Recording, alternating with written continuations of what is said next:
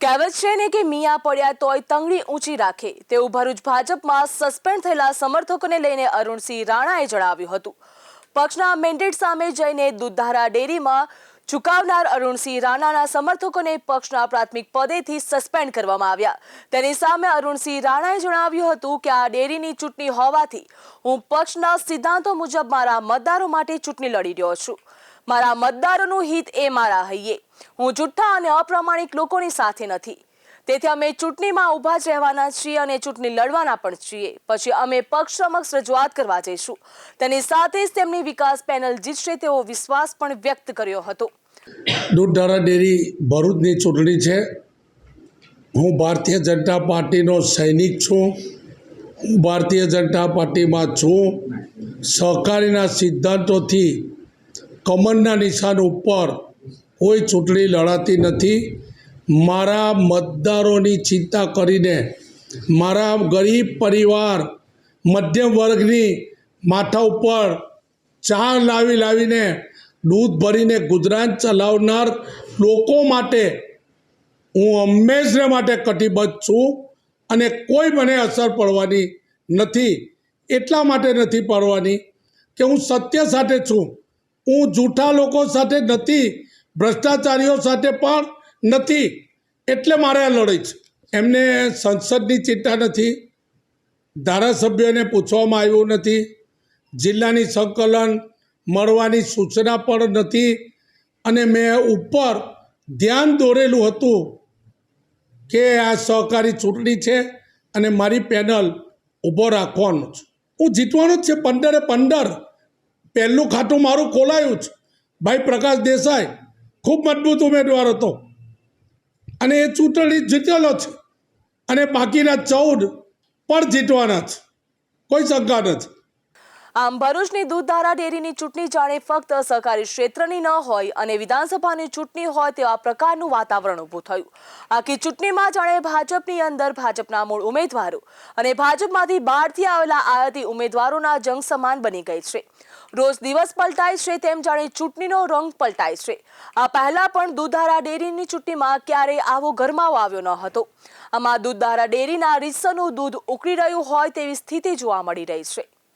દૂધધારા ડેરીની ચૂંટણીમાં આવેલા વળાંકોમાં જોઈએ તો ઘનશ્યામ પટેલની પેનલની પક્ષે ચૂંટણી લડવા માટે મેન્ડેટ આપ્યો હતો। તેની સામે મૂળ કોંગ્રેસના પણ ભાજપના આવેલા વાગરાના ધારાસભ્ય અરુણસિંહ રાણાએ કોઈ પણ મેન્ડેટ વગર ઘનશ્યામ પટેલ સામે પોતાની વિકાસ પેનલ ઊભી રાખી। આમ હવે પક્ષે જ્યાં મેન્ડેટ આપ્યો હોય અને અરુણસિંહ રાણાએ કોઈ પણ પ્રકારની દાવેદારી કરવાની જ ન હતી। આમ અહીં પૂરી થઈ જતી હોત તેવું લાગી રહ્યું હતું, પણ આ અટકે તે રાણા નહીં। રાણાને તેમના સમર્થકોએ ભાજપના મેન્ડેટની સામે જઈને પણ દાવેદારી નોંધાવી।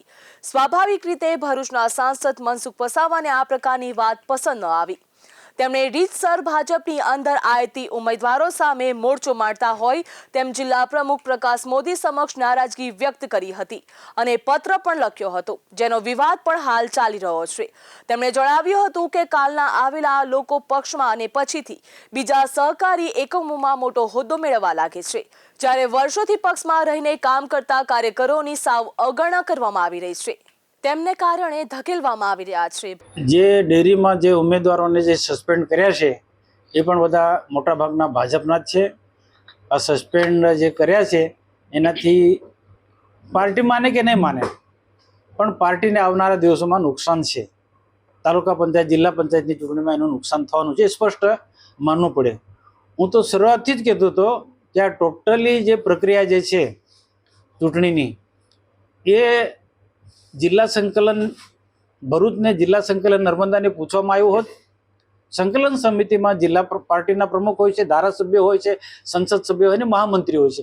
આ બધાઓ જ એવું નક્કી કરતા કે કયા વિભાગમાંથી પાર્ટીના કયા ઉમેદવારને ઉમેદવાર રાખવા, તો આ વિવાદ જ ન થયો હોત। પરંતુ કોકનું કોક કારણ, કેટલાક લોકોની મહત્વકાંક્ષાના કારણે આ જિલ્લાને પૂછ્યા વગર ઉમેદવારો નક્કી કર્યા અને પાર્ટીમાં પ્રદેશમાં મોકલી આપ્યા। પ્રદેશની આની તો ખબર ન હોય એટલે પ્રદેશે એક ભરોસો રાખીને એ બધાને મેન્ડેટ આપી દીધા 14 અને મેન્ડેટ આપ્યા પછી પણ કે ખબર પડી પાર્ટીને કે આમાં કેટલાક કોંગ્રેસના લોકોનો છે તો તેમને પાછો એને ચિહ્ન બદલી નાખવામાં આવે છે. તો આ જે પ્રક્રિયા જે છે એ તદ્દન ખોટી રીતના થઈ રહી છે. આ પાર્ટીને આવનારા દિવસોમાં બહુ ભયંકર રીતના નુકસાન થઈ રહ્યું છે. સ્વાભાવિક સ્પષ્ટપણે હું કહી શકું છું, હું કોઈની તરફદારી નથી કરતો. મારા માટે અરુણસિંહ પણ તેટલા સન્માન્ય છે, ઘનશ્યામ પટેલ પણ મારા માટે સન્માન્ય છે, પણ પાર્ટીમાં જે પ્રક્રિયા થઈ રહી છે એ ખોટી છે. તમે મેન્ડેટ આપો છો 14 જણ, તો એમાં ચિહ્ન શા માટે બદલો છો? કારણ કે સ્પષ્ટ થાય છે કે કંઈક ને કંઈક એમાં ગડબડ છે. તો આને લઈને પાર્ટીમાં ઘણો બધો ડખો ઊભો થયો છે. છેલ્લે સુધી ત્યાં સુધી અમે પ્રયત્નો કર્યા કે બધા લોકોને સમજાવી દે, અને સુનિલ પટેલ ને ઘનશ્યામ પટેલને બિનહરીફ કરવા માટે સુનિલ પટેલને અમે સમજાયા. ને એ વાત ઘનશ્યામભાઈના પણ હું ધ્યાન પર લાવ્યો કે જેમ પ્રકાશ દેસાઈ બિનહરીફ થયા, જો પ્રકાશ દેસાઈ જો બિનહરીફ થતા હોય તો ઘનશ્યામ પટેલને પણ આપણે બિનહરીફ કરી, અને ઘનશ્યામ પટેલ બિનહરીફ થઈ જાય છે તો બીજા ઘણા બધા લોકો પણ બિનહરીફ થવાના હતા. પરંતુ કોકે આમાં હોશિયારી વાપરી કે સુનિલ પટેલને છેલ્લે કોઈક ને કોઈ રીતના દબાણ લાગે કે તારે ફોર્મ નથી ખેંચવાનું, અને સુનિલ પટેલના જૂથમાંથી કેટલાક લોકોને સમજાવ્યું કે સુનિલ પટેલને કહો કે ફોર્મ ના ખેંચે. આ ઘનશ્યામભાઈના જૂથના માણસોની બહુ હોશિયારી આમાં કામ કરી ગઈ. બાકી સુનિલ પટેલ ફોર્મ ખેંચી લેવાના હતા. છેલ્લા ટાઈમ સુધી અમને વાત હતી કે ખેંચે છે, અને પછી મને એને સુનિલભાઈ કીધું કે અમારા જૂથમાંથી બધા લોકોનું, પછી મેં તપાસ કરી તો કોઈ જૂથનું જ નથી. પરંતુ આમાં પ્રકાશ દેસાઈનો ઉપયોગ કર્યો. પ્રકાશ દેસાઈ અરુણસિંહ રાણાની પેનલમાં છે, પણ હાથે ઘનશ્યામભાઈ સાથે પણ ગઠબંધન છે. એટલે આનું કોઈ સમજી જ ન શકાય. પણ આ જે પ્રક્રિયા થઈ રહી છે એના કારણે પાર્ટીને ભયંકર પ્રકારનું નુકસાન થઈ રહ્યું છે. પ્રદેશને પણ આ લોકો ઘનશ્યામ પટેલ અને પ્રકાશ દેસાઈ ગેરમાર્ગે દોરે છે. હું બહુ સ્પષ્ટ કહું છું કે ઘનશ્યામભાઈ પટેલ અને પ્રકાશ દેસાઈ જિલ્લાને તો ગેરમાર્ગે દોરે છે, જિલ્લાની અંધારામાં તો રાખે જ છે, પરંતુ સાથે સાથે પ્રદેશને પણ ગેરમાર્ગે દોરે છે. અને આનું ચૂંટણી પત્યા પછી આની આખી વાત પ્રદેશમાં લઈને જવાનું છું. આવા લોકોને પાર્ટીમાં કોઈ પણ સંજોગોમાં ચલવી ના લેવાય. પોતાનું સહકારી ક્ષેત્ર મજબૂત કરવા માટે પાર્ટીને કેટલું બધું નુકસાન પહોંચાડી રહ્યા છે. પોતાનું સહકારી ક્ષેત્ર મજબૂત કરવા માટે આ પાર્ટીને ભયંકર નુકસાન પહોંચાડી રહ્યા છે. આજે માંડ કાર્યકર્તાનું અમે નિર્માણ કરીએ છીએ. એક કાર્યકર્તાનું નિર્માણ કરવા માટે કેટલો અમને સમય લાગે, કેટલો સંઘર્ષ. તો આ તો એક પોતાની મહત્વકાંક્ષા માટે અને પોતાનો મનસુબો પૂરવા માટે આ ફટાકદીન લઈને એને સસ્પેન્ડ કરી દેવામાં આવે છે. અને સસ્પેન્ડ કરવા માટે જે યાદી ઘનશ્યામભાઈ મોકલે છે, એમાં એ યાદી મારી પાસે આવી કે એમાં નીચે લખે છે કે પ્રકાશ દેસાઈ અપક્ષોને મદદ કરી રહ્યા છે, પણ એને સમજાવવું જોઈએ કે અપક્ષોને મદદ ના કરે. એ ઘનશ્યામભાઈ એમ કેમ નથી કહેતા કે આ બાકીનાને સસ્પેન્ડ કરો, એને આજે પ્રકાશને પણ સસ્પેન્ડ કરો? ઘનશ્યામભાઈ એવું લખે છે પ્રકાશ દેસાઈને સમજાવવું જોઈએ. કેમ ભાઈ, આ તમારે ઘનશ્યામભાઈની પ્રકાશ દેસાઈને શું સાંઠગાંઠ છે? મારી પાસે પત્ર છે, ઘનશ્યામભાઈ લખેલો પત્ર પ્રદેશને લખે છે કે આ લોકોને સસ્પેન્ડ કરો ને પ્રકાશ દેસાઈને સમજાવી લો. તો સસ્પેન્ડ તો પ્રકાશ દેસાઈને બી કરવો જોઈએ. તો આ પ્રકારની ઘનશ્યામભાઈની આ ગંદી નીતિના કારણે આજે અમારા કાર્યકર્તાને સસ્પેન્ડ થવાનો વારો આવ્યો છે. પ્રદેશનો વાંક નથી કાઢતો, વાંક પ્રકાશ દેસાઈનો અને ઘનશ્યામ પટેલની જે મોનોપોલી છે, બંનેની મહત્વકાંક્ષા આ સંતોષવા માટે આ પ્રકારનું કૃત્ય કરી રહ્યા છે. ભરૂચના સાંસદ મનસુખ વસાવા આ પ્રકારના પત્રની રીતે રીતસરનો મોટો વિવાદ જગાવ્યો હોવા છતાં પણ તેમણે પાછી પા કરી ન હતી. તેઓ પોતાની વાત ઉપર અડગ રહ્યા હતા. એટલું જ નહીં, તેના પછી તેમણે વિડીયો પણ વાયરલ કર્યો હતો અને જણાવ્યું હતું કે પક્ષે તો રીતસર તેમની સ્થિતિ કફોડી કરી દીધી છે. જ્યાં સ્થિતિ ભંગ થતો હોય અને કોઈ પણ પગલાં ન લેવાતો હોય, હું સાંસદ તરીકે પ્રજા તો પછી મારા કાર્યકરને શું જવાબ આપીશ? એ સવાલ પૂછીને તેમણે રીતસર જિલ્લા ભાજપ ઉપર દબાણ સર્જ્યું હતું અને મનસુખ વસાવાએ સર્જેલું દબાણ કામ કરી ગયું. તેના પગલે જિલ્લા ભાજપે શિસ્તનો કોડો વીંચ્યો હતો અને જિલ્લા ભાજપ પ્રમુખે બળવાખોર ઉમેદવારને પક્ષના પ્રાથમિક પદેથી સસ્પેન્ડ કર્યા હતા. આમ પક્ષના મેન્ડેટ વિરુદ્ધ ઉમેદવારી કરનારા કુલ 9 સભ્યોને પક્ષમાંથી સસ્પેન્ડ કરી દેવામાં આવ્યા હતા.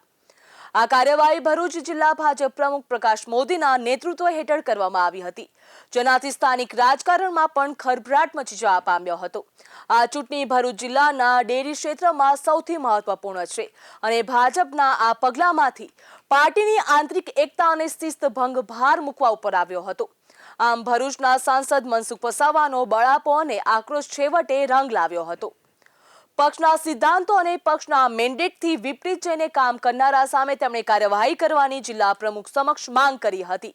તે છેવટે પૂરી થઈ હતી. આના પગલે આગામી દિવસોમાં સહકારી ક્ષેત્રની ચૂંટણીઓમાં પણ પક્ષના મેન્ડેટ વિરુદ્ધ જવાની હિંમત નહીં કરે તેમ માનવામાં આવી રહ્યું છે.